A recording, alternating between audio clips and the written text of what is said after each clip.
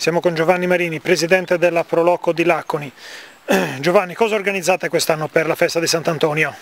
Quest'anno la Proloco, il comune e la parrocchia organizzano la festa di Sant'Antonio, che è il 16 gennaio con l'accensione dei falò alle 16:30, alle 17 messa in parrocchia e processione, ore 18:15 benedizione dei falò e fuochi artificiali, ore 18:30 degustazione di salsiccia arrosta e paniesava, 18:35 prima uscita annuale della maschera di Sicuronggiaio, ore 20 benedizione dei falò rionali. Tengo a precisare che la festa di Sant'Antonio per la comunità di Laconi è una delle feste più importanti e nell'ultimo periodo molti turisti si stanno avvicinando a questa festa, che per noi è la festa più grande di tutta la Sardegna. Quanti falò accenderete?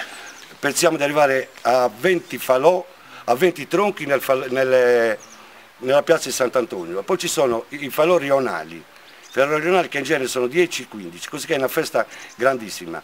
La festa è iniziata non il 16 e 17, ma bensì dai primi di gennaio, portando i tronchi che ogni comunità, ogni persona, ogni leva, porta sempre 200 persone. È una festa grandissima e viene la gente da tutti i posti. Grazie, gentilissimo Giovanni.